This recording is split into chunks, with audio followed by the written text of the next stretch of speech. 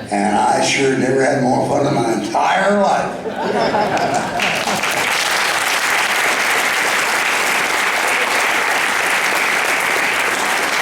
Okay, who else has got a question? Hand. Yes, right back there. Yes, you. Right straight back from me. Okay. Stand up. Stand. He's going to reach you with a microphone.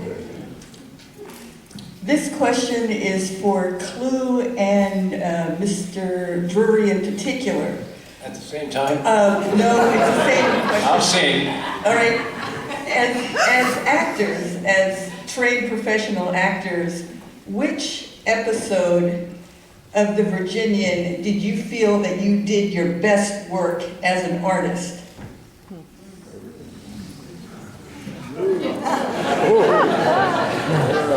That's a toughie. I remember Clue painting the set one time. It was really good. I said, remember when you painted the set? As an artist?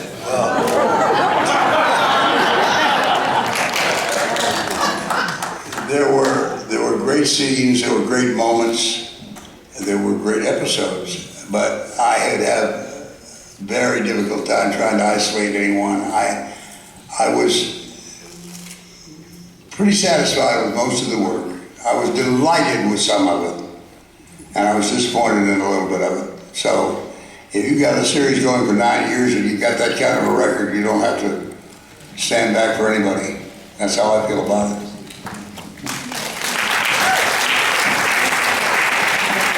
I can't top that answer. I think that's very honest from an acting artist. He was trying to analyze how an acting artist can evaluate his work, and you really can't.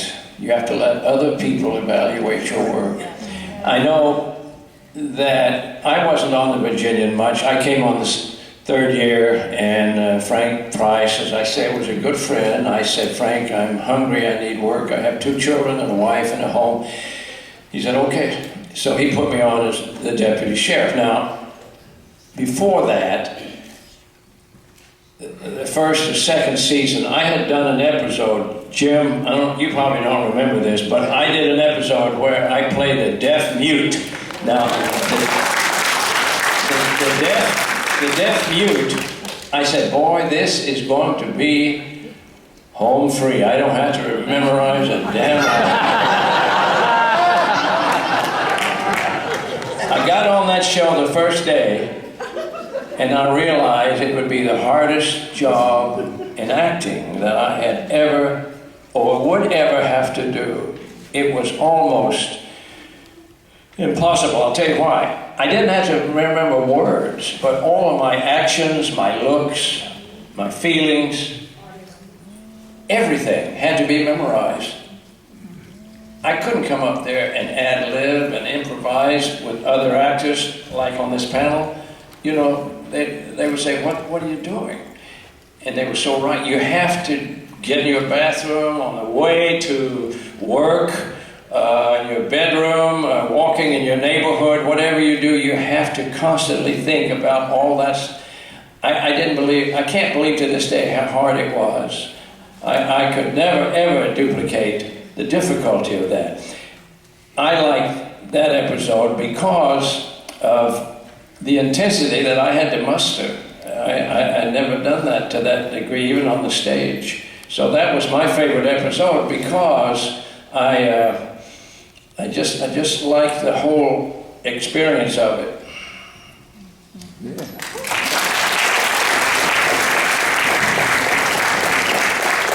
Lou, we believed you.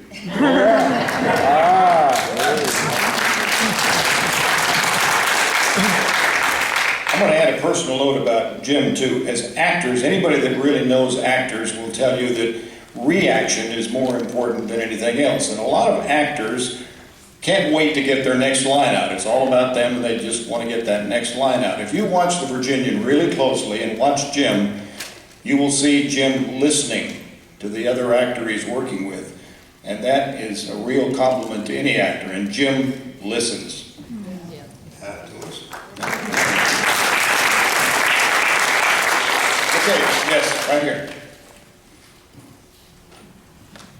Thank you all, first of all, for being here, and this is quite a wonderful experience for my husband and I.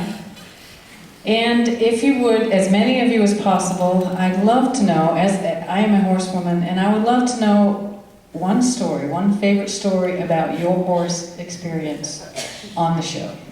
And Jim, I know you loved your horse. You were the only actor I ever saw that whenever you got off the horse, you would walk around the back of him and gently put your hand on his rump. And you truly just mesmerized me with your part. But do each of you have a favorite horse episode, a horse story that you can tell? Thank you. Well, I think the horse that I was privileged to ride for the first 8 years, Jody, 7/8 quarter horse, 1/8 Appaloosa, he was a unique horse, and I've never seen any other horse do it before or since. If his head was between Boyd and I, and we were having a conversation, Boyd said something, his ears would go over there and listen. Or I said something, his ears would come over here. And this didn't just happen once in a while, it was in every conversation, in every scene, for 8 years. That horse knew what was going on. So, I don't know how you keep that straight. You can't train a horse to do that, he just did it. Sara, you were known, as I said a minute ago, as a horse lady. Do you have anything like that? I had such fun. Grab the mic.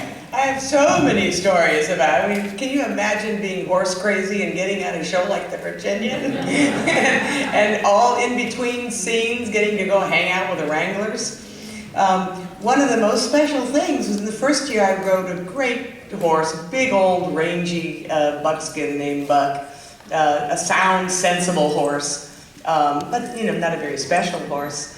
And then in the second season, James had a horse that he had trained up, I think, for himself, named Easter Ute. They were big enough for me. Anyway, somehow I got to ride Easter Ute, and this was a reining horse. And again, if you're a horse crazy kid, I could never have afforded a horse. I trained all my own horses, which means not much. And the pleasure of loping up to your mark and then just kind of sliding into it and having a horse totally sensible, will wait and be patient, and then turning around. It's sort of like having a hot rod car if you're a young boy.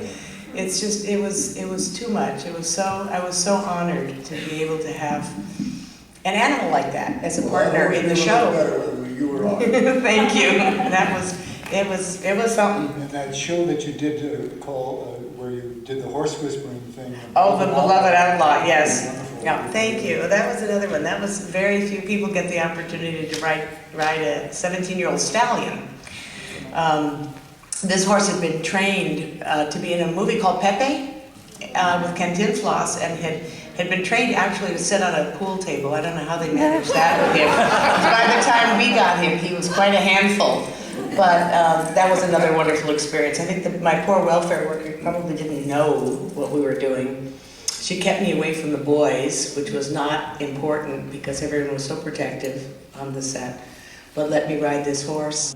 And he was a spectacular animal, and that was very exciting. I got to ride him at a full-out gallop all the time, and an amazing, a lucky woman. A girl's dream, you know, to be around wonderful people and wonderful horses.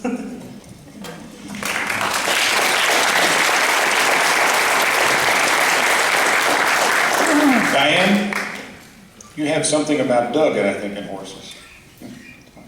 Right, we were talking about Doug earlier, and my first day on the Virginian, I was not the horsewoman that Sara was. She was an actress. Yeah. I wasn't. I did have a lot of experience as an actor, but not much on a horse. But I don't think this was believed, but this was not really well known. So I was on a horse, and they had just started the trams, which of course were Jim's favorite thing. So I was on a horse, and the trams had just started, And just going out there with a Wrangler to get some experience and, you know, work it out. And a tour guide on megaphone and said something really loud about, oh, there we have an actor riding a horse. And as soon as he said that, the horse went,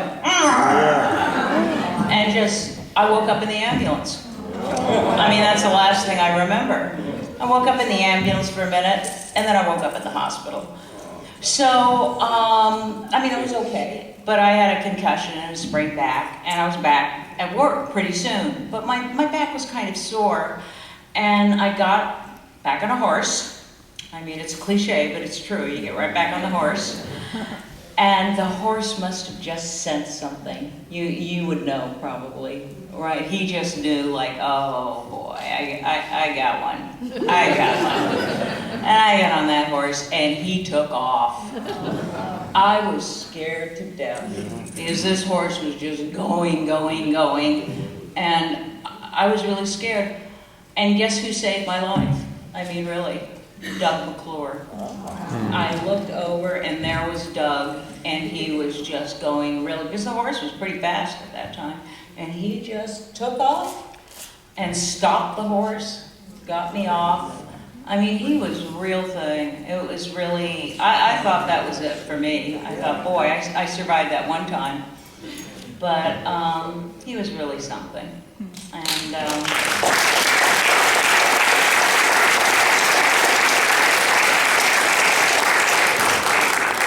I think Gary has a. He's probably going to talk about himself a little bit in horses, but I mean, you know, the beginning of the whole. Well, the first thing Diane just reminded me story about Doug. Jim and Doug and I were doing the Rose Parade, and we were lining up on the street. What was it? Orange Grove Street, and it had all of these very old, expensive mansions, and all those people had opened up their homes to us. We could come in while we were waiting to